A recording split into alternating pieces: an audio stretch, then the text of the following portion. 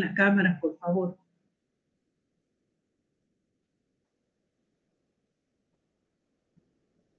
Y contéstenme cuando les hablo, porque la verdad que no sé si me están entendiendo o no. Bien, gracias, Yana Martina.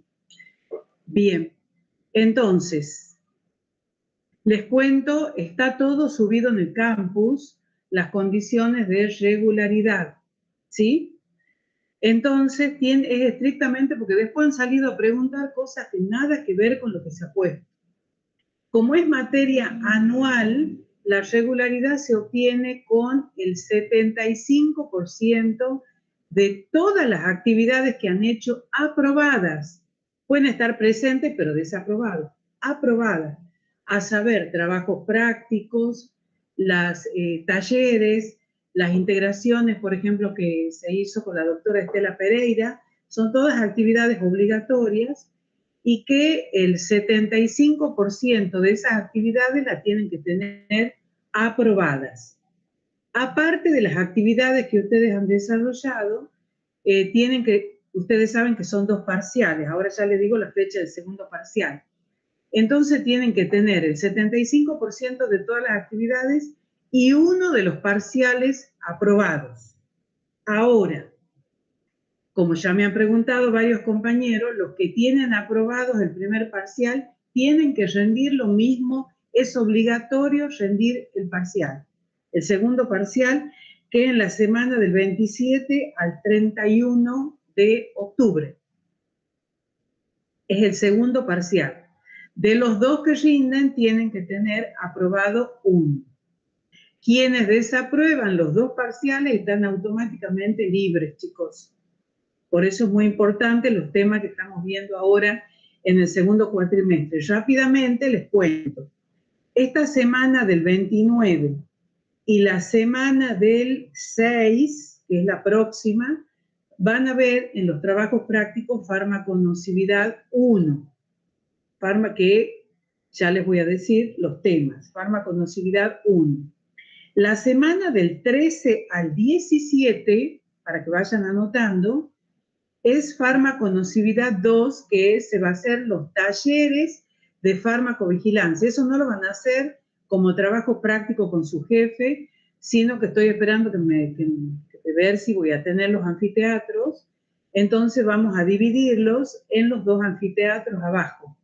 Y ahí se van a hacer los talleres. Eso es la semana del 13 al 17. ¿Me siguen?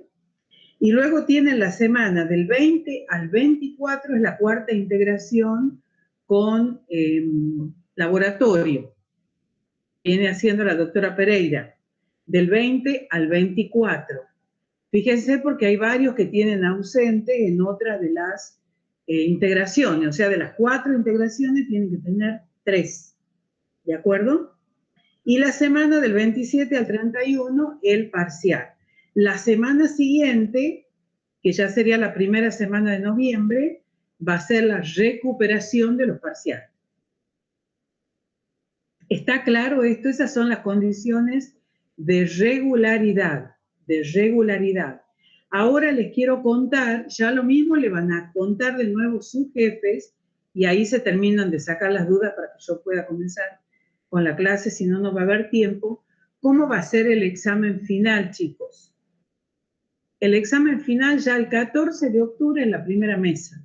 Una locura tan cerca, no sé. Perdón, no de octubre, de noviembre. La semana siguiente de la recuperación de los parciales. Ustedes saben que hay 3 mesas entre noviembre y diciembre y hay 3 mesas en febrero-marzo. Esa fecha todavía no está. ¿Cómo va a ser? Primero que para que se los pueda aceptar en el examen tienen que tener el portfolio aprobado que van haciendo con sus jefes. Son las tutorías que van haciendo cada comisión con sus jefes. Eso tienen que tenerlo. Quien no tiene el portfolio no va a poder rendir. Entonces, ingresan, va a constar de 2 partes del examen. Una primera parte es escrito, es un choice, donde fundamentalmente vamos a ver la parte de conocimiento de las 3 áreas, de fármaco, de imágenes y de laboratorio. Quien apruebe ese choice, va a haber un grupo de docentes que van a estar con la grilla corrigiendo. Quien apruebe, que se aprueba con el 60% de las preguntas, pasa a una segunda instancia que es oral. Y en la instancia oral se harán 2 o 3 preguntas. Va a estar los docentes de diagnóstico, los docentes de fármaco y los docentes de laboratorio. Entonces, cada docente le hará una pregunta, qué sé yo, el doctor Luis o alguno de sus jefes le pondrán una imagen, exactamente como se viene haciendo al práctico. Le pondrán la imagen, le preguntarán qué es, y después de eso nosotros le preguntaremos una aplicación práctica dentro del área de farmacología. Y todo esto, también la doctora Estela le va a preguntar, qué sé yo, algo que tenga que ver con la parte de laboratorio que han venido viendo en las integraciones. ¿Se entiende? Bueno, ya el resto de las preguntas o lo que sea, le preguntan bien a sus jefes porque ellos ya les van a ir comentando, ¿no? Y les preguntan bien. Bueno, si tienen otra pregunta, me dicen mientras yo voy compartiendo.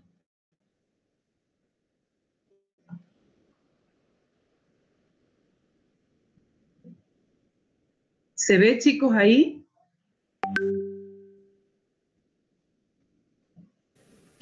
Sí, profe. Chicos, ¿se ve la diapositiva? Sí, profe. Sí, profesora. Contéstenme, por favor, alguno.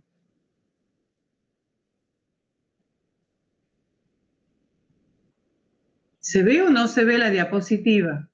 ¿Me escuchan? Sí, profe, se ve. No puedo Sí se creer ve, que nadie doctora. me conteste, chicos. ¿Se escucha? Sí, profe. Chicos, Profe, ¿alguien puede contestar? usted no nos escucha. Profe,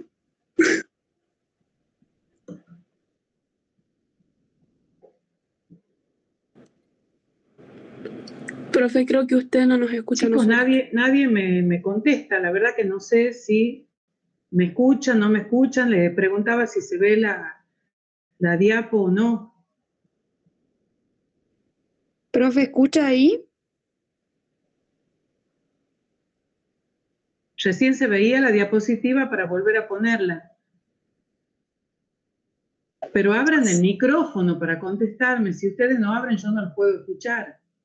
Profe, sí le estamos le contestando. estamos contestando, pero usted no escucha. O sea, usted no escucha lo que estamos diciendo, pero todos ¿Se le estamos veía recién contestando. la diapositiva? ¿Alguien puede contestarme, por favor?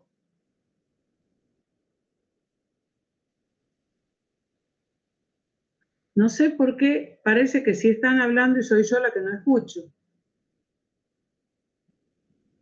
Sí, doctora, usted es la que no escucha.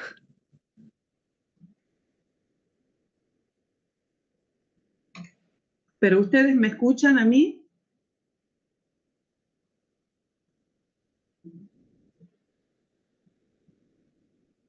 Bien, voy a compartir entonces de nuevo. No sé por qué yo no los escucho a ustedes.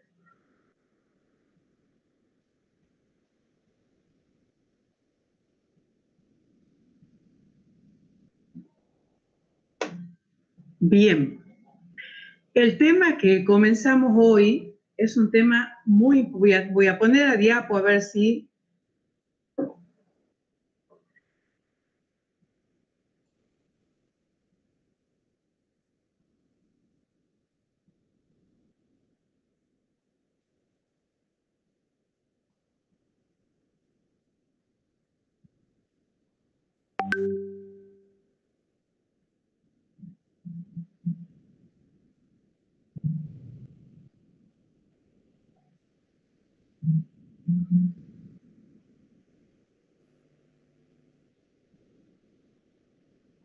Bueno, así como es importante, chicos, saber cuáles son los efectos de los medicamentos cuando damos un medicamento, es muy importante saber los efectos nocivos que puede producir esos medicamentos. Entonces, hablamos de inseguridad, hablamos de riesgo, hablamos de nocividad, hablamos de patología farmacológica. Hay muchos sinónimos que están relacionados con el concepto de inseguridad o de riesgo. Miren, esta es la portada de un libro de Peter Gotch, un médico dinamarqués, que viene hablando muchísimo de cómo la industria farmacéutica ha vuelto un sistema corrupto la promoción de los medicamentos hacia los profesionales. Entonces se esconden o se publican a medias o se mienten a medias los resultados de los estudios.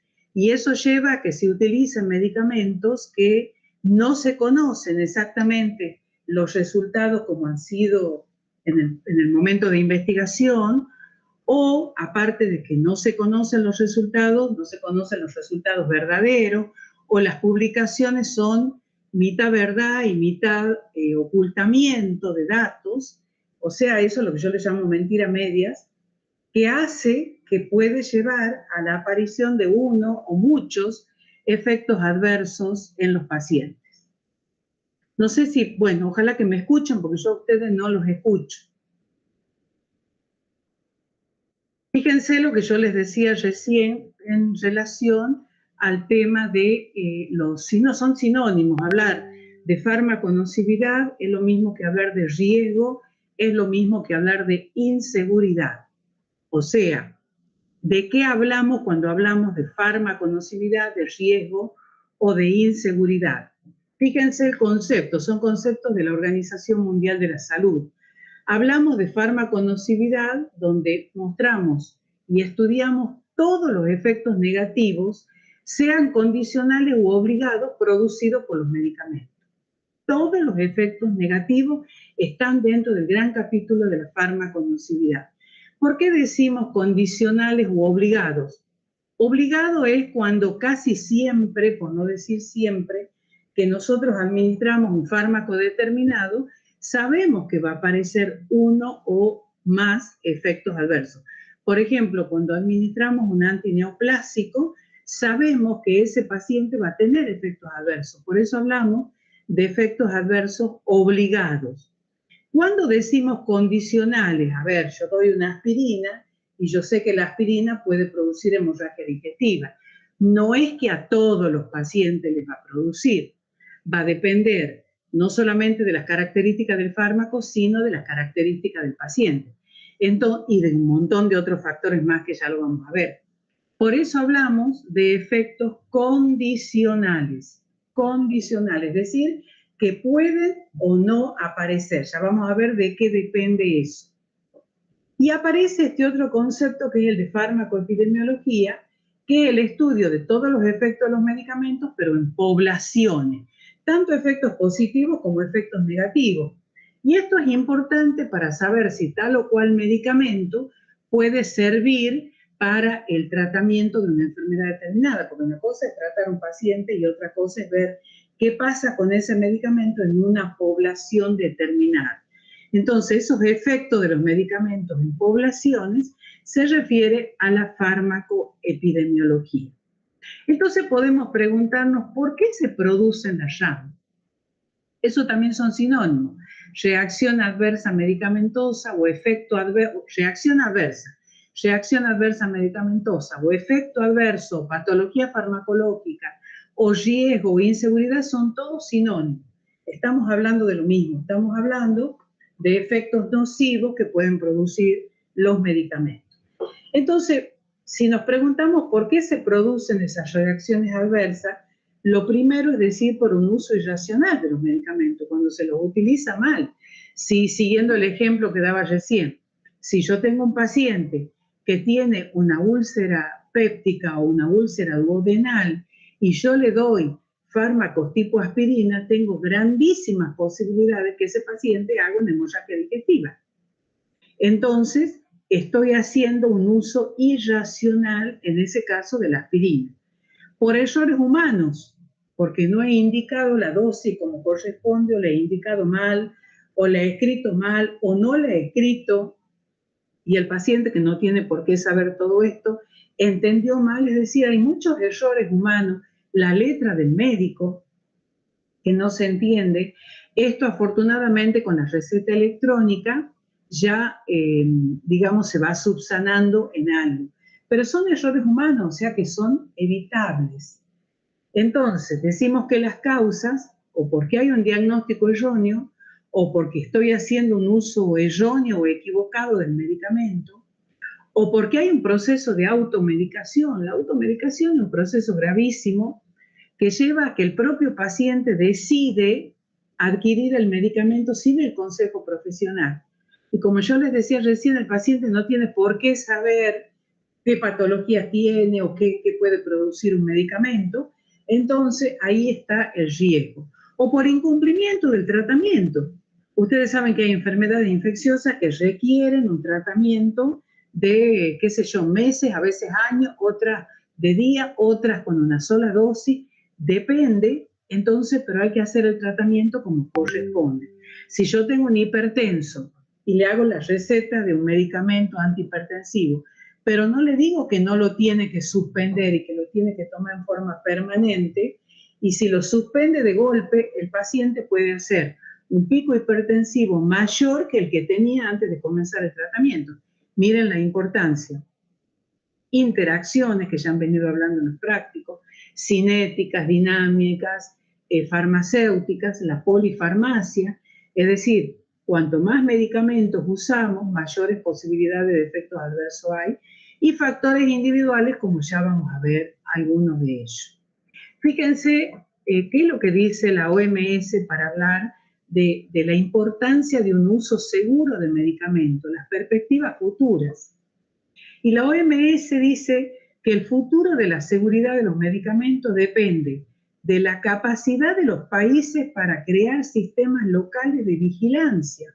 Eso es lo que llamamos la farmacovigilancia, sistema de notificación, almacenamiento y publicación de esos datos para que la población profesional y la población de pacientes en general pueda obtener esa información.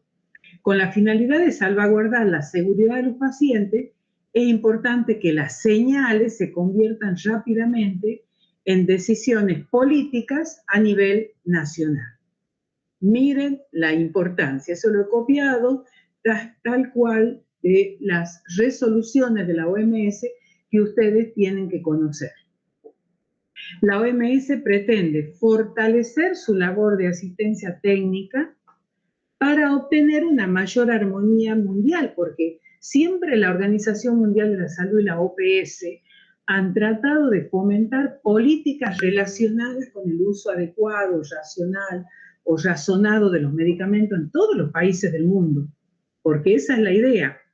Eso es sobre la forma como se va a llevar a cabo la farmacovigilancia y sobre el tratamiento que reciben las señales de reacción adversa medicamentosa, tanto a nivel nacional como mundial. ¿Por qué? Porque puede haberse detectado señales en otros países, pero lo mismo nosotros vamos a recibir esa información y de esa manera vamos a poder adquirir el conocimiento de algún o algunos efectos nocivos que están produciendo los medicamentos. Entonces nos preguntamos, ¿de quién dependen esos problemas, esos factores que van a llevar a la aparición de un efecto nocivo, sea condicional o sea obligado? Fíjense, lo pongo en primer lugar al médico, o sea, ustedes, yo, todos, con la letra, lo que yo les decía, y la elección del fármaco en el tipo de prescripción. Vuelvo a decir, la polifarmacia es uno de los grandes pecados mortales de esta época, donde para cada signo o síntoma se prescribe un medicamento. Al final del acto médico, el paciente sale con una receta con 6, 7, 8, 10 medicamentos, uno para cada síntoma. Y a veces el médico no conoce de que cada uno de esos medicamentos produce 2, 3, 4, 5 o mucho más como mínimo de efectos adversos. Multipliquen por el número de medicamentos prescritos. También dependen del farmacéutico, porque lamentablemente en estos tiempos son muy pocos los farmacéuticos que hacen atención farmacéutica en la farmacia, donde ellos y ellos son los profesionales del medicamento. Tienen que hacer las sugerencias, enseñar, indicar al paciente. Pero generalmente ustedes han visto que en la farmacia, ¿quiénes están? Están los idóneos, están quienes no son profesionales, donde solamente están vendiendo un medicamento. Esa es la diferencia entre entregar un medicamento o dispensar un medicamento. Por supuesto, también depende del fármaco, sobre todo, ahí cobra una gran relevancia la dosis. A mayor dosis, mayores posibilidades de efectos adversos, y los factores individuales. Los factores individuales dependen del paciente, y hay tantos pacientes, es decir, los factores individuales son la tolerancia, la idiosincrasia, la alergia, la taquifilaxia, la intolerancia, pero tiene características muy personales dependiendo de las características de cada paciente. Fíjense, ¿qué es lo que ofrece el fármaco para que puedan aparecer todos esos efectos adversos? Características farmacodinámicas y farmacocinéticas, la forma farmacéutica, la dosis, la velocidad y la vía de administración. Entonces, estas son características propias al fármaco. Pero fíjense las características que son propias del paciente. Variables fisiológicas como la edad, sexo, embarazo, desnutrición, variables patológicas, comorbilidades, la genética que hace que cada paciente responda de manera diferente. Por ejemplo, puede haber un paciente que por un error genético no tenga algún tipo de enzima que metaboliza el tipo de fármaco que está tomando nuestro paciente. Entonces no va a tener la posibilidad de metabolizarlo, eso lo puede llevar a fenómenos acumulativos, y esos fenómenos acumulativos a una intoxicación e incluso a la muerte. Miren la importancia de conocer las características de nuestros pacientes. Factores extrínsecos, como el alcohol, el tabaco, contaminantes ambientales, la farmacogenética. Esta es una ciencia que va avanzando en los últimos años y se va conociendo muchísimo, ¿no? Bueno, cuantitativo, esto es lo que yo les decía dentro de los factores individuales. Cuantitativo quiere decir en más o en menos. Ustedes administran un fármaco y puede producir un efecto en más de lo que yo esperaba y aparece la intolerancia, o un efecto en menos cuando yo estoy dando un medicamento a una dosis terapéutica, un tiempo determinado, y después de ese tiempo determinado yo observo que el efecto va disminuyendo. Entonces ahí yo ya pienso que está apareciendo la tolerancia. Esto se da sobre todo con muchos psicofármacos y sustancias que producen adicción. El primer paso a la adicción es la tolerancia. Y los cualitativos, que quiere decir que son efectos diferentes a lo que uno espera, bueno, fundamentalmente la alergia o hipersensibilidad, que son sinónimos, la idiosincrasia y la taquifilaxia. Pero fíjense, no solamente esos factores que yo les decía recién son importantes como factores primarios, sino también hay un montón de otros factores que le llamamos factores secundarios. Aquí están puestos algunos, fíjense la función cardiovascular, gastrointestinal, inmunitaria, hepática, renal, la concentración de albúmina. Ustedes ya saben que la albúmina es la proteína que va a transportar el fármaco en la circulación. Si ese paciente tiene menor concentración de albúmina que la que debiera tener, ¿qué va a pasar? Va a quedar mucho fármaco libre, y al quedar mucho fármaco libre tenemos más posibilidades de efectos adversos. El estrés, la fiebre, la desnutrición, consumo de alcohol, de tabaco, la luz solar. La luz descompone muchísimos medicamentos. Por eso ustedes habrán visto que hay medicamentos que vienen en un blister transparente. Hay otros que vienen en un blister metálico. No es por capricho. Lo que viene en blister metálico es porque la luz solar o cualquier tipo de luz que le dé puede producir una alteración, digamos, físico-química de ese producto y por lo tanto alterar los efectos que estamos buscando con ese medicamento. Bueno, las comorbilidades, infecciones, todo lo que ustedes se imaginen pueden actuar como factores secundarios para la aparición de efectos adversos. Fíjense estas fotos de focomelia, porque en la década del 60 es cuando empezó la preocupación por los efectos adversos de los medicamentos, cuando no se entendía muy bien qué pasaba si yo doy un medicamento para un analgésico para que le pase el dolor, porque ese paciente aparecía con otros efectos que no tenían nada que ver. Entonces empezó la preocupación por las reacciones adversas. Y esto comenzó cuando se administraban ciertos fármacos durante el embarazo, y si estos se habían sido administrados durante el periodo de organogénesis, que es el primer trimestre del embarazo, podían aparecer malformaciones, fíjense los bracitos, que no se desarrollaban, acá las piernitas también, y como tenían la forma de foca, de los bracitos de la foca, se le puso el nombre de focomelia. Bueno, esto es lo que yo les decía, empezó la explosión farmacológica después de la Segunda Guerra Mundial, es decir, después del 45, y después del 50 y sobre todo en el 60 empezaron estas epidemias que llevó a que se empezara a observar estos problemas relacionados con medicamentos. Comenzó una verdadera preocupación por la seguridad en relación a los medicamentos. Bueno, se empezaron a ver qué pasaba, a hacer estudios, se nombraron expertos y demás que se pudieran empezar a hacer algunos tipos de estudios para poder realmente determinar si esos efectos nocivos eran producidos por los medicamentos. Miren el ejemplo que yo les pongo acá. Pasaron 47 años para determinar la responsabilidad. Por ejemplo, adjudicarle la hemorragia digestiva a la aspirina, que hoy lo sabemos todo, está publicado en todos los libros.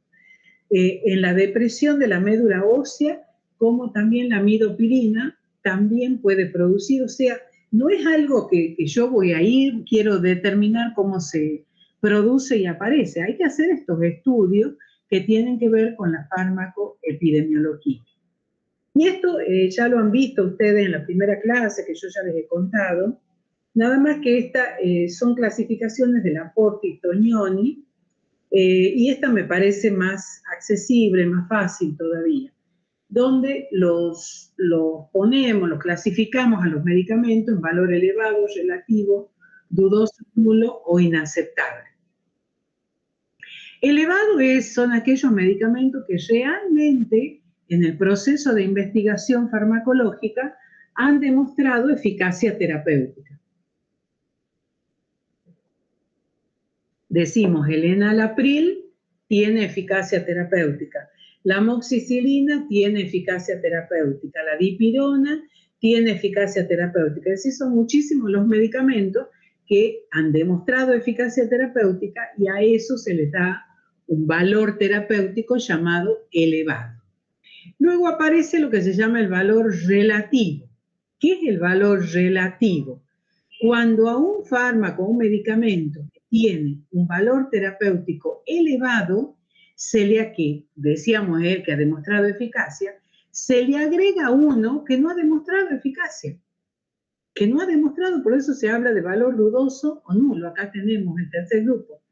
Por ejemplo, si yo a la amoxicilina, que tiene un valor terapéutico elevado, le agrego una bromexina o ambroxol, que son expectorantes o mucolíticos, que no han demostrado, ningún expectorante ha demostrado eficacia y se venden como agua.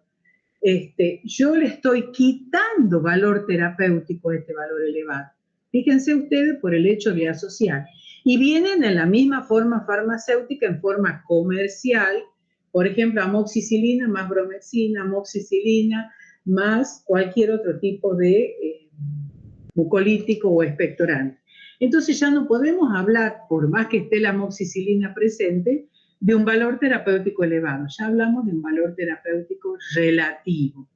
Bueno, los de valor terapéutico nulo son los que no han demostrado eficacia, como les daba el ejemplo de los expectorantes, de los vasodilatadores, no demostraron eficacia.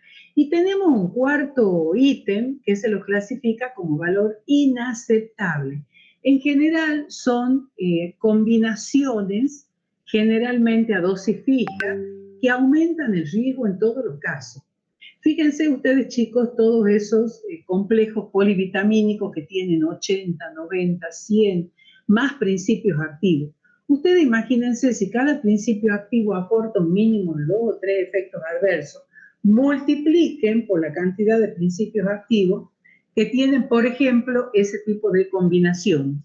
Entonces hablamos de un valor terapéutico inaceptable, porque el riesgo es mayor que el beneficio que puedo obtener al administrarle al paciente.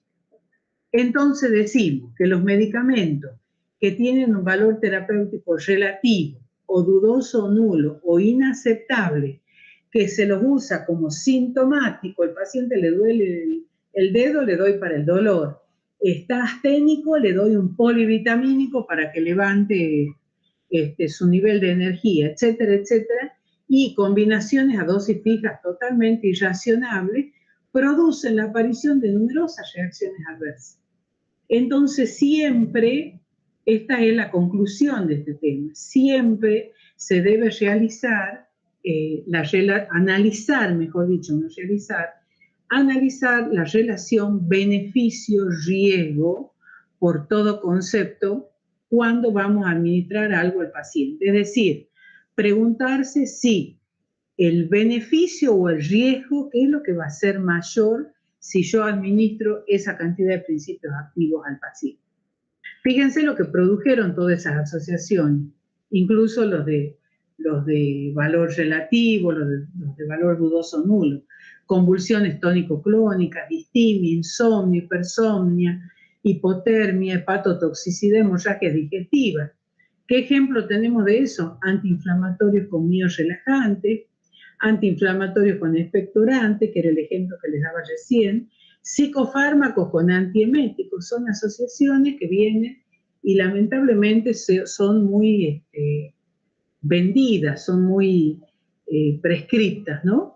Sin saber que el riesgo siempre es mayor que el beneficio que nosotros podemos obtener. Fíjense, acá tenemos ejemplos de fármacos. El meloxicam es un AINE, meloxicam más piridinol es un relajante muscular. El diclofenac es otro analgésico con este piridinol. Esta es lo que yo les decía, antiinflamatorio con miorelajante. El carisoprodol es otro miorelajante, más un corticoide, más un AINE que ya ha sido sacado del mercado que era tremendamente nocivo, más la vitamina B12, son ejemplos de valor terapéutico inaceptable. Diclofenac más vitamina B12 más betametasona, o por ejemplo esta benzodiazepina, que es un tranquilizante menor con la sulpirida, que es un neuroléptico que produce muchísimos efectos adversos. Bueno, ustedes van a ver en los polivitamínicos, estos que tienen ginseng, tienen hierba de no sé qué cosa, tienen raíz de no sé qué cosa, o sea, como si fueran pocos los principios activos, se le agrega un montón de productos fitoterápicos que no porque sean fitoterápicos son inocuos, sino que en la mayoría de los casos no se conoce qué es lo que producen, porque no han sido estudiados. Bueno, volvemos a lo que yo les decía al principio. Ahí tenemos que reacción adversa medicamentosa es igual que decir efecto adverso, es igual que decir patología farmacológica, porque la verdad que muchos efectos de estos nocivos son verdaderas enfermedades que le producen al paciente. Pero esto es totalmente diferente de lo que es evento adverso. Una cosa es el efecto adverso y otra cosa es el evento adverso. Decimos que la reacción adversa o el efecto adverso es cualquier efecto perjudicial que ocurre tras la administración de un fármaco a dosis terapéutica. Por eso es nocivo. Porque yo no le estoy dando dosis de más, le estoy dando la dosis terapéutica que ha sido estudiada y todo lo demás, y esa dosis terapéutica es capaz de producir un efecto nocivo. A diferencia de lo que es un evento adverso que no presupone causalidad. ¿Qué quiere decir que no presupone causalidad?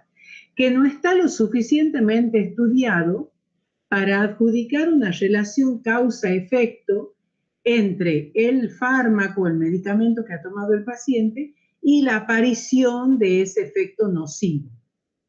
Pero ¿cuál es la diferencia entre los dos? Este no presupone causalidad, yo tengo que demostrar esa relación de causalidad. En cambio, en la reacción adversa ya ha sido demostrada. Ya ha sido demostrada. ¿Por qué? Porque ha habido muchas notificaciones sobre que tal medicamento ha producido tal efecto nocivo. Y como eso ya ha sido demostrado, ya ha sido publicado por el ente regulador de cada país, en nuestro caso, ANMAT, Administración Nacional de Medicamentos, Alimentos y Tecnología Médica, FDA en Estados Unidos, EMA en la Comunidad Europea, etc. Los entes reguladores de cada país son los responsables de publicar cuando ya se ha decidido que tal medicamento es capaz de producir tal efecto adverso. En cambio, en el evento todavía no se ha demostrado esa relación causa-efecto. Por eso es importante que todos notifiquemos frente a la aparición de una posible reacción adversa, porque eso se puede, es decir, en realidad lo que se notifica son los eventos, y cuando tenemos muchos eventos y tenemos, esto está bien estudiado, este evento puede transformarse en una reacción adversa medicamentosa o un efecto adverso. Entonces decimos, aplicando los criterios de imputabilidad, se podrá transformar un evento en efecto. Y aparece lo que se llama la estimación de frecuencia. Estimación de frecuencia. ¿Qué es la estimación de frecuencia? Cuando yo tengo un número de pacientes, pongo en el numerador, el número de pacientes con la reacción. A ver, yo le estoy dando a 10 pacientes aspirina. Y de los 10 pacientes, a 5 se les ha producido una hemorragia digestiva. Entonces, el número que yo voy a poner acá arriba es 5. Y en el denominador tengo que poner el número total de pacientes que han sido expuestos al medicamento. Pero los expuestos al medicamento no son solamente los 10 a los que yo le he dado, sino todos los pacientes de toda la población que han sido expuestos a ese, en este caso a la aspirina. Ahí aparecen sesgo porque estos datos nunca van a ser exactos. Nunca vamos a poder saber cuántos son los pacientes que han utilizado tal o cual medicamento. Entonces, por eso decimos que ahí puede aparecer un sesgo. Pero bueno, se pone, por eso se llama estimación. Pongo el número de pacientes con la reacción y pongo el número de pacientes expuestos al medicamento de acuerdo a los resultados de los estudios de farmacoepidemiología. Bueno, esta es una imagen que a mí me parece muy subjetiva, porque a medida que van pasando los años, lamentablemente, se van cayendo también las evidencias y la seriedad de todas las instituciones que siempre publicaban esto, ¿no? Ustedes fíjense, acá tenemos a las instituciones, donde tenemos al profesor con su libro, que trata de enseñar y trata de dar a conocer los datos, pero esto se le va a venir encima, esto se le está viniendo encima.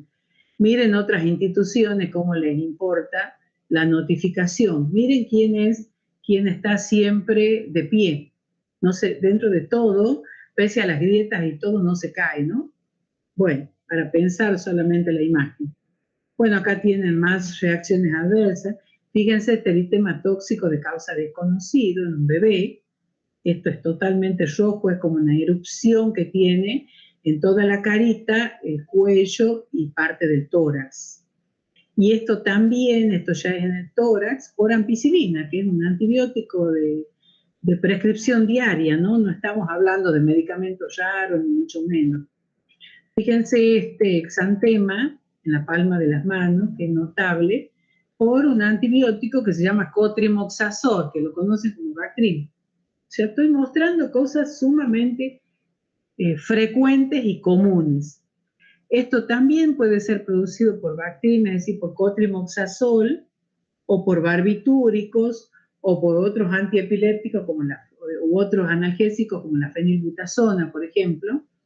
Miren el cuadro que producen los labios, impresionante el cuadro se llama Steven Johnson, este cuadro también producido por radioterapia, no solo por medicamento. Está la inflamación que llega a lastimarse, no solamente la mucosa de los labios, sino también de las mejillas, ¿no? Muy doloroso, imagínense, para los pacientes. Bueno, hay muchas maneras de clasificar esta reacción adversa. Yo les voy a contar 2 o 3 formas de clasificarla. De ahí ustedes pueden ver todas las que ustedes quieran, pero estas son las que nos interesan desde el punto de vista de la farmacología y de la clínica. Y la primera que ponemos es de acuerdo a la gravedad. Si son letales, es decir, que han producido la muerte, o son muy graves, graves quiere decir que han requerido internación y tratamiento, muchas veces en terapia intensiva, o son moderadas, es decir, yo acá he tenido que suspender el medicamento y controlarlo al paciente, pero en una RAM moderada no hace falta la internación, y una RAM leve, el paciente sigue en la casa, no se le suspende el medicamento, pero se lo controla, digamos, para ver cómo evoluciona. Entonces, es una de las formas de clasificar las reacciones adversas medicamentosas de acuerdo a la gravedad, letales, graves, moderadas y leves. También está la clasificación que ustedes la conocen como la clasificación según la farmacovigilancia, que van a buscar ejemplos para cuando tengan que hacer el taller, que es de acuerdo al mecanismo de producción de esta reacción. Y se les pone una letra. Entonces tenemos reacciones tipo A, tipo B, tipo C, tipo D, tipo E, tipo F. Son de acuerdo al mecanismo de producción. Fíjense, en las más comunes, digamos, que tienen que conocer, son las reacciones adversas tipo A y las tipo B. En las tipo A el mecanismo es conocido, es farmacológicamente predecible, es decir, yo le doy un antibiótico a un paciente y en muchos casos aparece diarrea. Bueno, yo tengo que esperar que pueda aparecer una diarrea en un paciente que le estoy dando un antibiótico. Por eso digo, el mecanismo es conocido, tiene que ver con su propio mecanismo de acción, es farmacológicamente predecible. Mientras que en la tipo B no se conoce el mecanismo, yo no puedo predecirlo, no está relacionado con la dosis, acá sí. Acá la incidencia es alta, acá la incidencia es baja, acá la morbilidad es alta, acá la morbilidad es baja, pero acá la mortalidad es baja y acá la mortalidad es alta. ¿Qué se hace acá? Se reduce la dosis y se controla, mientras que en las tipo B hay que suspender el fármaco. Acá tenemos las reacciones de hipersensibilidad o alergia, por ejemplo. Si bien conocemos muchos mecanismos, no conocemos todos los mecanismos que producen un cuadro de hipersensibilidad con todos los medicamentos en general. Luego tenemos las reacciones tipo C. Qué lástima que no puedo escucharlo yo a ustedes para que me digan si van entendiendo. No sé por qué. Las reacciones tipo C. Tipo C es cuando se lo ha usado al medicamento durante un tiempo prolongado. Ese es el ejemplo típico de la farmacodependencia. Un paciente que por dolor ha utilizado mucho tiempo un opioide, una morfina, entonces aparece un cuadro de farmacodependencia o adicción. Esa sería una reacción tipo C. O un Cushing por utilización prolongada de corticoides, o por ejemplo, cómo empieza el colon a funcionar mal en estos pacientes que son constipados crónicos que toman en forma permanente laxantes. Entonces, cuando es por tratamiento prolongado, son reacciones tipo C. ¿Cuáles serían las reacciones tipo D? La D de diferida. Ocurren mucho tiempo después del tratamiento. A tal punto puede ser que ha pasado un año o 2, o incluso en generaciones posteriores. Porque en general, quienes producen este tipo de reacciones han alterado el ciclo celular del paciente. Y ustedes saben que cuando se altera el ciclo celular, eso puede aparecer inmediatamente o puede aparecer mucho tiempo después. Por eso hasta incluso en generaciones posteriores. Por eso es que cuando tenemos un paciente, sea varón o mujer, en edad fértil, se le debe decir que tiene que pasar un periodo, está estipulado de 1 o 2 años, cuanto más tiempo pase mejor, que no deben quedar embarazadas. ¿Para qué? Para evitar la posible aparición de efectos adversos que estén relacionados con estos fármacos relacionados con los antineoplásicos, incluso la radioterapia también produce esos ejemplos. ¿Ven? Malformaciones fetales por isotretinoína, que se ha administrado durante el embarazo, carcinoma de vagina en hijas de mujeres que tomaron dietilvestrol, que es un anticonceptivo antes del embarazo, o incluso lo han tomado estando embarazadas, porque a veces el primer tiempo no siempre se tiene conocimiento de que están embarazadas.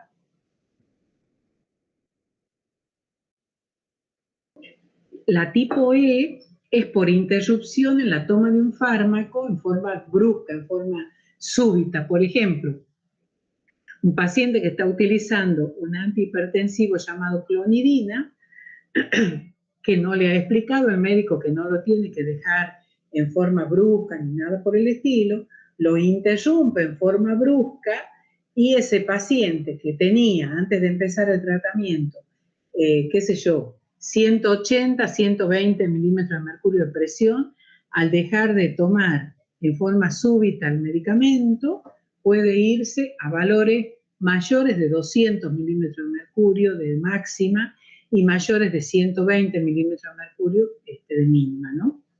Y aparece, por ejemplo, una angina inestable por interrupción brusca de beta bloqueante. Esto es muy común, que siempre se le explica a la familia, incluso a los mismos pacientes que toman anticonvulsivantes, que no deben dejar de tomarlos, porque inmediatamente reaparecen las convulsiones. Insuficiencia adrenocortical con supresión de los corticoides. Por ejemplo, pacientes con patología reumática utilizan muchísimo los corticoides. Entonces, si no lo dejan de tomar como el médico le ha explicado, puede aparecer este tipo de reacción, que es una reacción tipo E. Y las tipo F son producidas o por excipiente o por vehículo. Ustedes saben, ya han visto formas farmacéuticas, que cuando es de naturaleza sólida se llama excipiente, y cuando es de naturaleza líquida se llama vehículo, por ejemplo el agua destilada o la solución fisiológica que ponemos en un colibrio. Esa es otra manera de clasificar a las reacciones adversas medicamentosas. Otra manera es de acuerdo a la causalidad. Esto también lo van a trabajar en farmacovigilancia. Fíjense qué interesante. Cuando decimos estamos frente a, ahí incluso les van a enseñar a aplicar algoritmos, esos algoritmos se van aplicando y se les va dando un puntaje.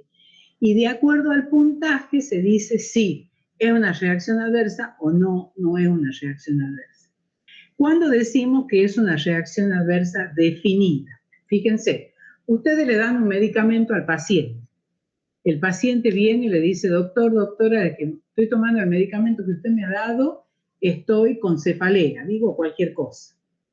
Ustedes le suspenden el medicamento, le desaparece la cefalea al paciente. Y cuando le vuelven a dar, le vuelve a aparecer la cefalea al paciente. Entonces yo estoy definiendo la causalidad. Ah, no, es este el medicamento que le está produciendo, porque si yo he suspendido y le ha pasado, le he vuelto a dar y ha vuelto a aparecer, estoy definiendo que se trata de una RAM definida. ¿Cuándo es probable? Igual, pero yo no le readministro el medicamento. Es decir, viene, le dice, desde que estoy tomando el medicamento, estoy con cefalea. Yo le suspendo y desaparece la cefalea, pero no le vuelvo a readministrar. Esa es la diferencia entre definida y probable. O sea, probablemente se trate de una reacción adversa medicamentosa. ¿Cuándo es posible? Le dan un medicamento, el paciente viene, les dice que está con tal o cual efecto adverso, pero resulta que ese efecto adverso que tiene el paciente podría también ser explicado por la enfermedad de base del paciente. Entonces ahí yo ya tengo la duda. ¿Será producido por el medicamento o será producido por la enfermedad que tiene el paciente. Bueno, será necesario hacer más estudios fármacoepidemiológicos para determinar cuál es la causa. No relacionada o dudosa, no hay reportes previos y no cumple con ninguno de estos criterios. Entonces yo digo, el paciente vino, dice que está con la cefalea, pero yo no lo relaciono porque no hay publicaciones, no hay datos de que ese medicamento que yo le estoy dando pueda producir ese efecto al que hace alusión el paciente. Y condicional, hay una secuencia temporal razonable, es decir, desde que he empezado a tomar el medicamento o a usar el medicamento aparece el efecto. Pero la RAM no se puede explicar por el efecto o el estado clínico del paciente. No es conocido, por eso es condicional. En estos dos casos, incluso en estos tres casos, hace falta más estudios fármacoepidemiológicos para decir si se trata de un efecto adverso o no. Bueno, esto es lo que ya hemos visto. Estos son más ejemplos. Fíjense, siempre ibuprofeno, miren la erupción que puede producir. Miren este edema en la faringe, también producido por ibuprofeno. Por ibuprofeno que le dan para que justamente le pase la odinofagia, a veces el dolor de la faringe que produce el cuadro infeccioso que puede tener el paciente. Esto es producido por vacunas, fíjense, un eritema multiforme, también por radioterapia, por sulfas, por barbitúrico, fíjense las lesiones, ¿no? Increíble. Horrible, horrible. Por vacunas, radioterapia, sulfa, hay muchos antibióticos que producen ese tipo de lesiones también. Y también tenemos que hablar de que hay poblaciones especiales y que hay factores de riesgo. Esos factores de riesgo siempre se van a ver más exagerados cuando se trata de un anciano, de un niño, de una embarazada. Y veamos por qué. Porque hay esas poblaciones, como puede ser el anciano, el niño, la embarazada, tiene algunas características en particular. Fíjense en el caso de los ancianos, las características cinéticas cómo varían en el caso de la absorción. La producción de ácido clorhídrico es más lenta, la irrigación es más lenta, la absorción es más lenta.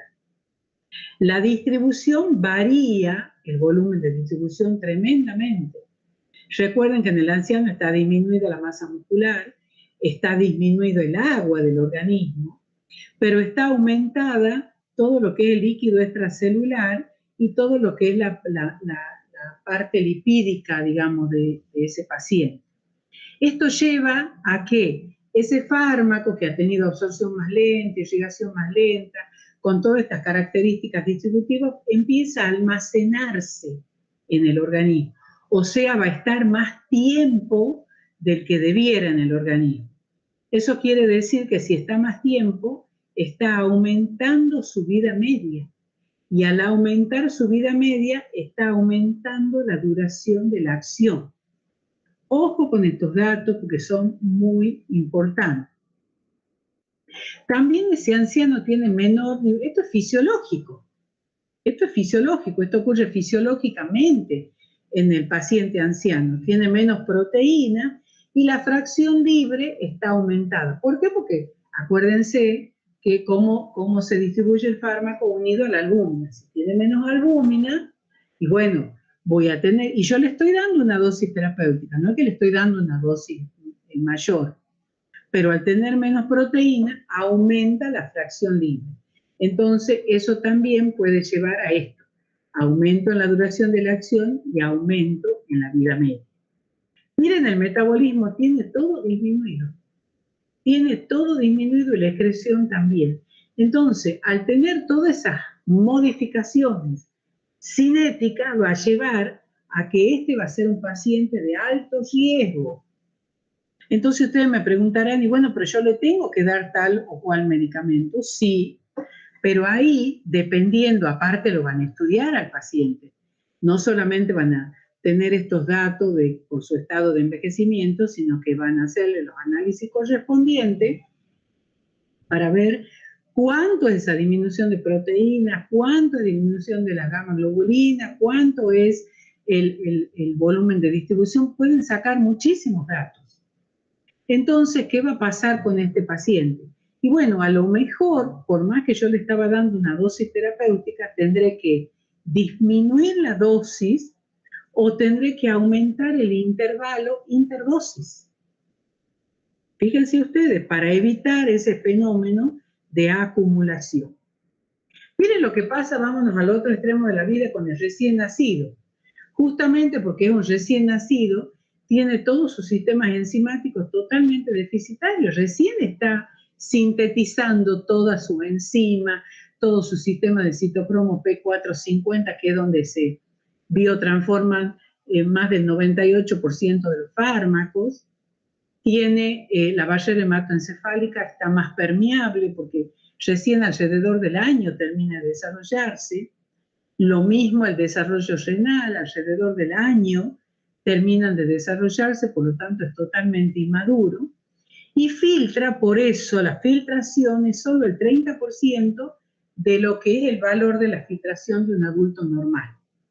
Y no existe secreción tubular en menores de 1 año.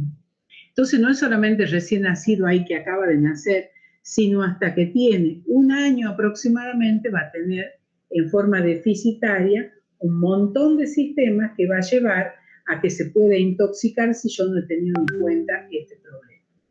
¿Qué pasa con el sexo? Bueno, la gestación, que ya vamos a ver algunas características, la polifarmacia. La polifarmacia es muy importante, vuelvo a repetir lo que les decía hace rato, cuanto mayor número de fármacos aumentemos, mayores posibilidades de efectos adversos hay. Patología asociada, por ejemplo, mujeres con osteoporosis que reciben corticoides porque tienen una enfermedad reumática, entonces ahí va a ser peor el remedio que la enfermedad. Si yo tengo un paciente con osteoporosis y le estoy administrando corticoides que producen más osteoporosis, ojo, porque ni el paciente se va a dar cuenta y se va a dar cuenta cuando se caiga y haga una fractura espontánea. Bueno, esta es una imagen de la barrera hematoencefálica que ustedes ya la han visto, que está totalmente inmadura por debajo del año de vida, ¿no? Acá es para mostrarles la importancia de las células endoteliales del capilar, cómo su unión es totalmente, están pegadas prácticamente, son uniones de Van der Waals, que no hay poros entre ellas, y eso tiene una razón. La razón es que supongamos que este capilar fuera fenestrado, que hubiera poros entre las células endoteliales, pasaría todo lo que esto es interior del capilar, esto es afuera del capilar, aquí están las células de la línea. Pasaría todo lo que yo tengo adentro del vaso, afuera del vaso. Y lo mínimo por ejemplo, que pase una proteína por presión oncótica va a traer agua y me va a formar aquí, en el espacio intersticial, edema. Y cualquier edema que ocurre en el sistema nervioso central es patológico. Cualquier edema es patológico, cualquiera. Entonces, ¿qué pasa? Si esto ocurre en cualquier tejido del organismo, acá tenemos otro sistema que es el sistema de retorno, sistema linfático, que todo lo que sale lo hace retornar a los capilares.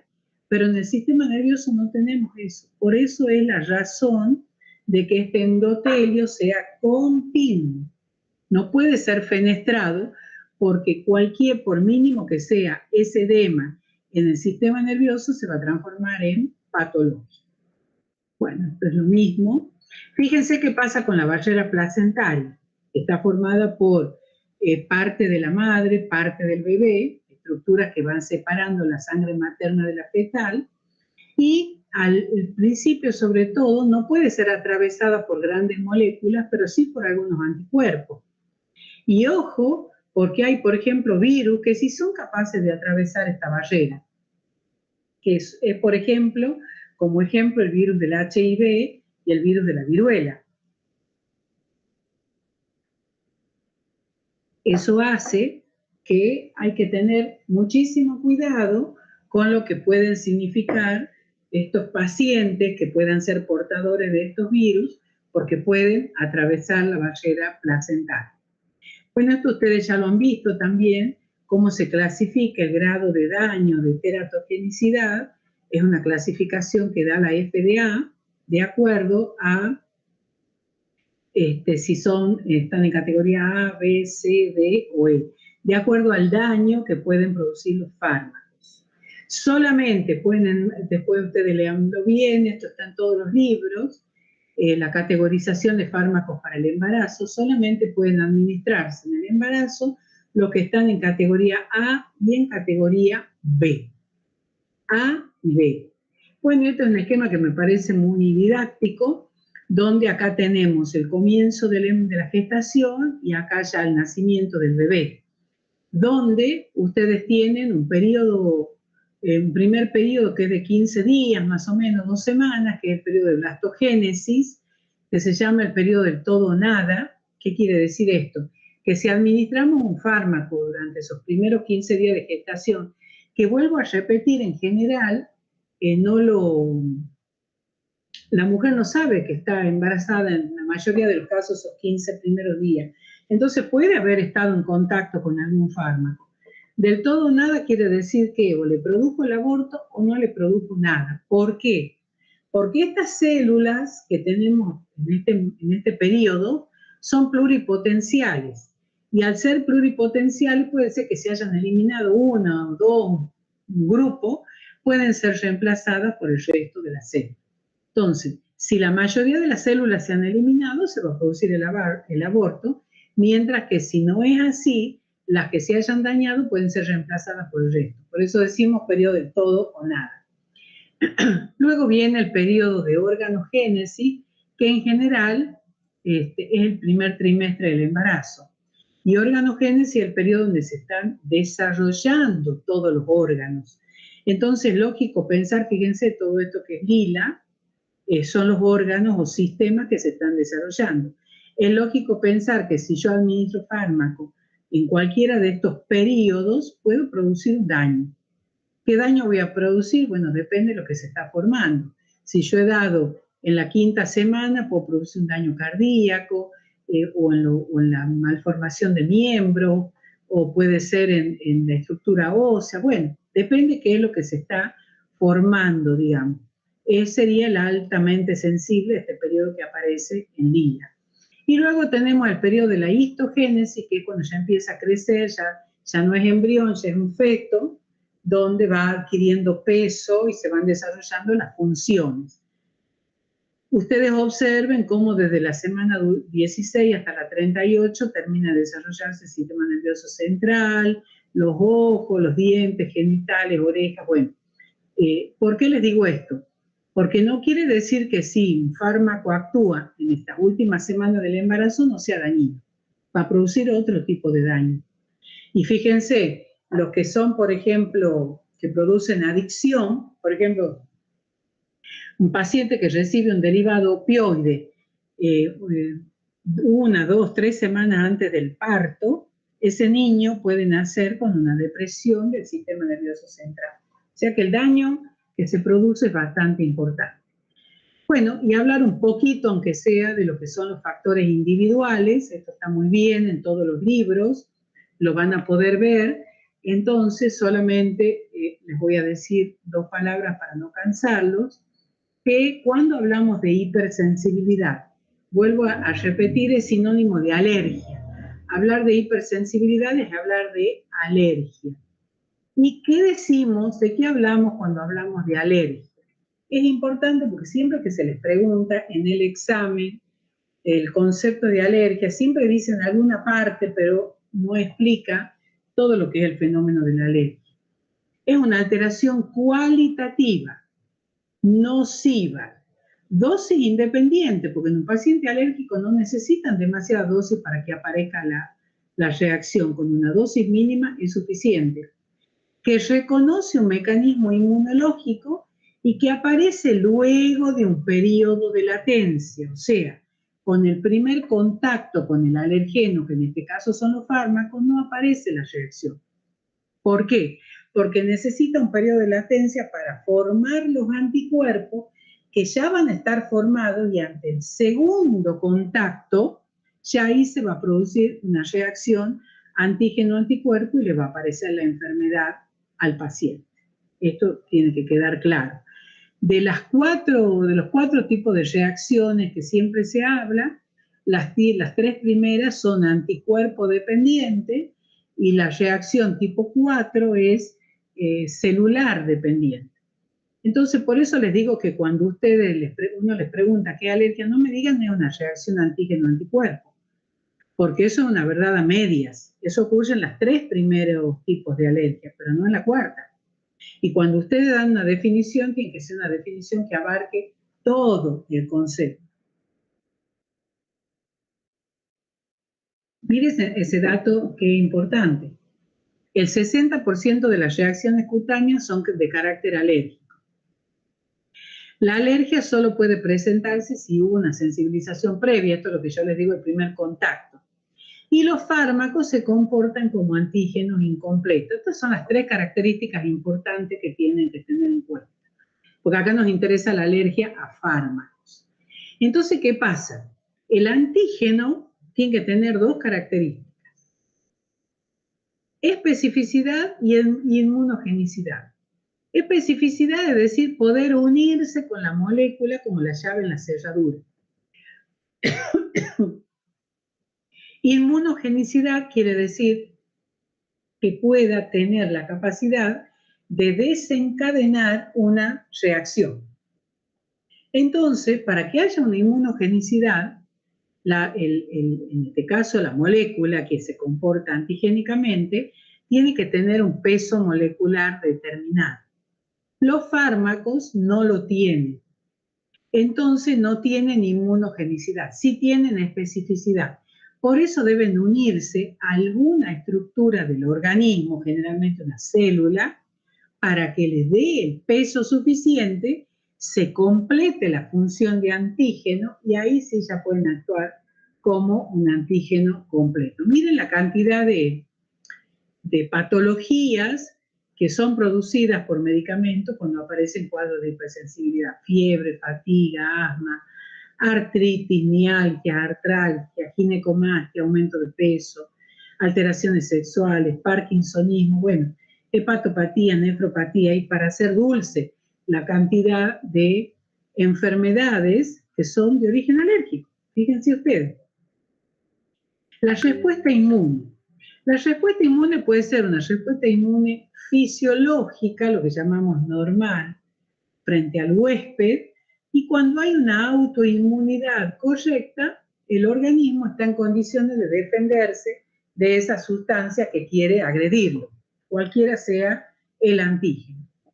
Cuando esa respuesta inmune está en déficit por cualquier razón, porque no puede sintetizar todas las células que necesita, o las sintetiza de manera defectuosa o en su función, es decir, cualquier alteración que hubiera de la respuesta inmune, decimos que hay una respuesta inmune deficiente. Entonces ahí es donde aparece la inmunodeficiencia. Pero esa respuesta inmune también, así como puede ser en menos, puede ser en más. Cuando la respuesta inmune es en más, aparece la hipersensibilidad, para que entiendan de qué estamos hablando. Bueno, y la famosa clasificación de Kelly-Coombs, que ustedes ya la conocen, donde hablamos de hipersensibilidad tipo 1, que es la anafilaxia, la 2 citotóxica, la 3 el artus y la 4 es retardada. ¿Qué pasa con la hipersensibilidad tipo 1? Los alergenos, en este caso, tienen un bajo peso molecular, tienen actividad enzimática tipo proteasa, tienen alta solubilidad y alta estabilidad y desencadenan este tipo de hipersensibilidad aunque estén en bajísima concentración. A ver, bueno, este es un cuadro general. Miren acá. Acá está la piel y mucosas, que ustedes saben que es la primera barrera defensiva del organismo. Estos circulitos son los alergenos, que puede ser un fármaco, el antígeno, digamos. O puede ser la picadura de una abeja, puede ser una noxa, cualquier cosa. Logra atravesar esta primera barrera de piel y mucosa, ingresa al organismo, aparece una célula fagocítica, esa célula fagocítica la digiere, y ya al digerirlo lo presenta en su superficie, ya no es la misma célula, se pasa a llamar CPA o célula presentadora de antígeno, y esa CPA es cuando hace que se desencadene la formación de los anticuerpos, que son estas que ustedes ven como Y. Estos anticuerpos se pegan alrededor del mastocito, ¿ven? Acá está el mastocito con los anticuerpos en su superficie. Fíjense qué interesante, cada mastocito puede llegar a tener 50.000, incluso más receptores para los anticuerpos tipo IgE. Por eso es que a veces la reacción alérgica es tan exagerada, tan tremenda. Pero ahí se pegan estos anticuerpos. Acá ustedes ven que adentro del mastocito está el antígeno, pero no hay ninguna reacción. Es lo que se llama la respuesta primaria.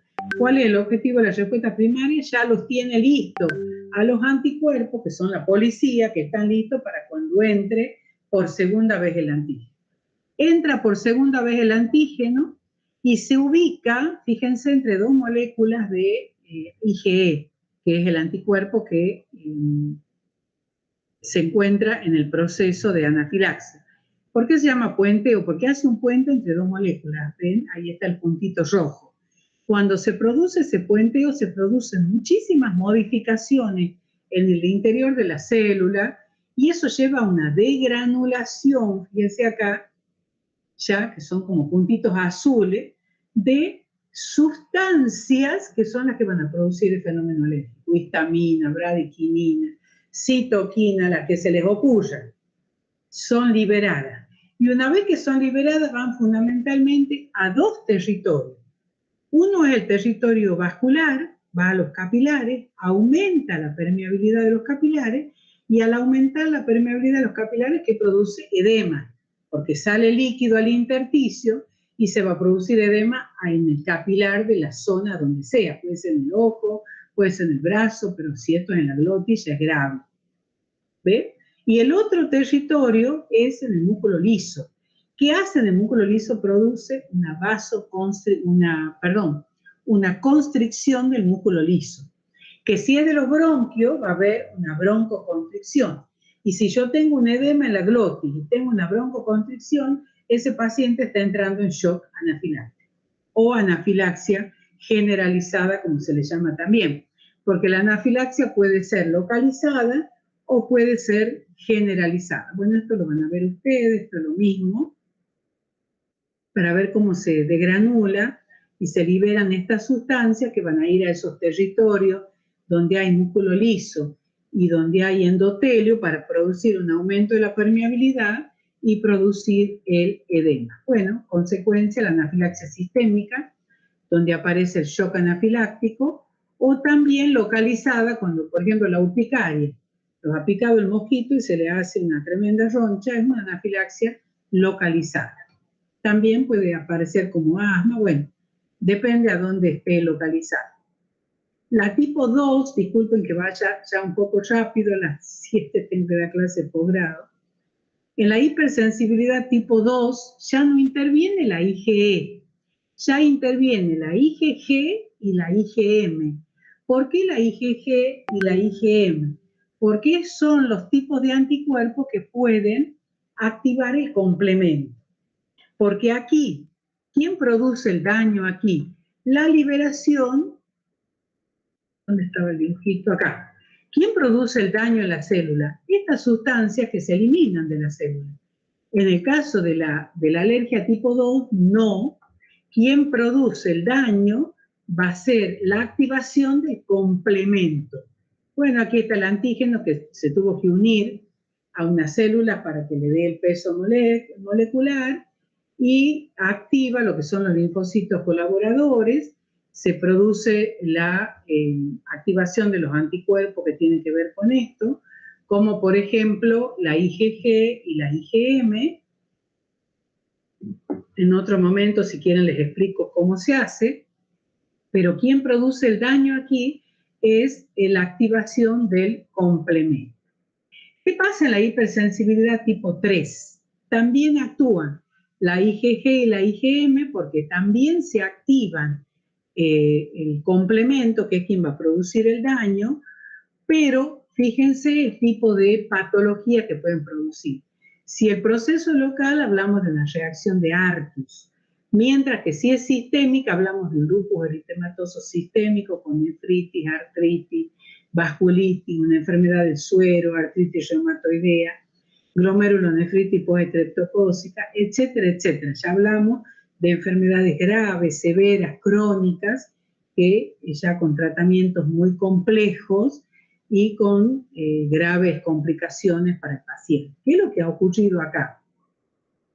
La base fisiopatológica es cuando se ha producido la formación de un complejo inmune porque se ha unido el antígeno y el anticuerpo, pero en el terreno vascular, en un vaso, en un capilar, ahí donde se ha producido. Y tiene que ver fundamentalmente con la cantidad de antígenos y de anticuerpos que habían circulando. Siempre tiene que haber mayor cantidad de antígenos en relación a los anticuerpos. Entonces se forman estos complejos y se depositan. Si está en el vaso, hace una vasculitis, puede ser que esté en la articulación y se deposita en la articulación y ese paciente va a hacer una artritis. Puede ser que lo haga en el riñón, lo hace en los capilares del riñón y haga una glomerulonefritis, incluso del cerebro.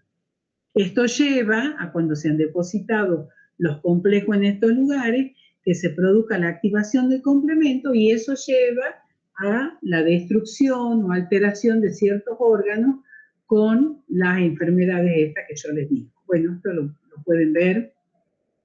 El tipo de lesión depende del tejido afectado, es decir, donde se depositan los complejos, que puede ser también que sea localizado, o si esos inmunocomplejos están circulando todo el tiempo, van a ir a depositarse a distancia donde se han formado, en el riñón, en el cerebro, en cualquier lugar, y aparece la reacción. Y luego tenemos la hipersensibilidad tipo 4, que son reacciones mediadas por linfocitos T, y esta ya es una reacción retardada. Fíjense, ¿qué es lo que ha pasado acá? Ingresa el antígeno, que puede ser, por ejemplo, cuando le colocan la vacuna, para ver la reacción de la tuberculina. Se produce una presentación por las células presentadoras locales de los linfocitos T en los nódulos linfáticos. Luego aparecen los linfocitos T colaboradores sensibilizados que los reconocen al antígeno y empiezan a liberar citoquinas que actúan sobre la pared vascular. Esto va produciendo el reclutamiento de fagocitos, fíjense acá, y llega a producirse una reacción inflamatoria que es visible, que ustedes la pueden tocar, que se forma como un granuloma. En el caso de las vacunas, esta que yo les digo de la enfermedad, de la reacción de la tuberculina, aparece un nódulo que a las 48, 72 horas se lo mide y se le da el valor dependiendo cuánto mide. Si es superior a 5 o 10 milímetros, se dice que es positivo. Si es inferior a ese tamaño, se dice que es negativo. Bueno, no tengo más tiempo, tenemos mucho que seguir hablando de esto.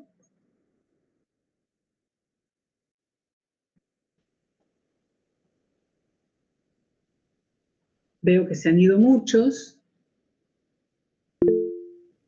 pero me escuchan, ¿no es cierto? Entonces, ustedes díganme qué otra opción de tiempo tendrían para que la semana que viene yo pueda seguir con las clases, culminar con estos factores individuales que son muy importantes que lo conozcan, chicos, porque sí, no sé qué ha pasado. Es que esta computadora la llevé a arreglar y supuestamente estaba arreglada. Pero ustedes sí me han escuchado a mí, espero. Pero me han escuchado a mí. Ah, bueno, gracias por contestarme eso.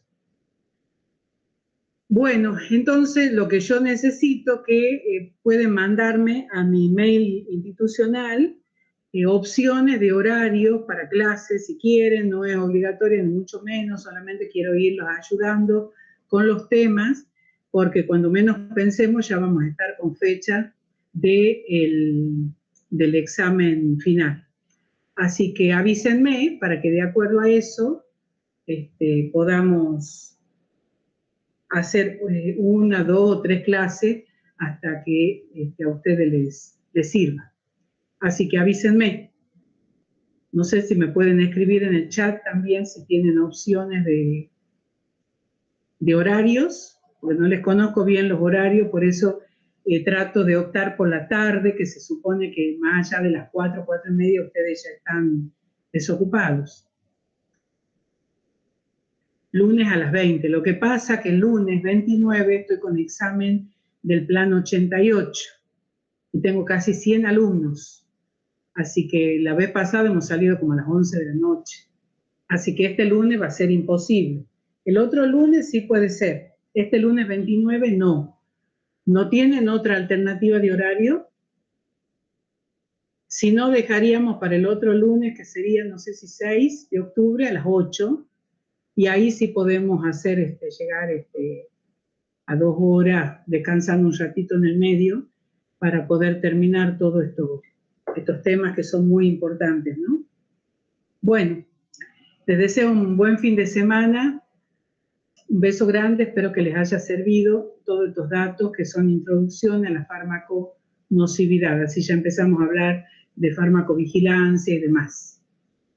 Así que bueno, gracias a ustedes, chicos, por escuchar. Bueno, un beso grande, buen fin de semana. Cualquier cosa me escriben. Entonces nos vemos el lunes, no sé cuánto es, a ver, 3, 6. El lunes 6 a las 20 horas. El lunes 6, porque este lunes voy a estar con examen, yo imposible. Pero el lunes 6 me comprometo, así terminamos de ver esto más tranquilo y vemos farmacovigilancia.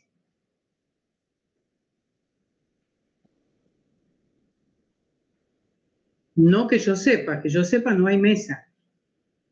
Que yo sepa no hay mesa. Y si hay, deben ser poquitos. El problema es esta mesa que es súper numerosa. Sí, sí lo voy a subir al Power. No grabado, pero lo voy a subir al Power. Sí. Bueno, beso grande, chicos. Gracias, profe, nos vemos.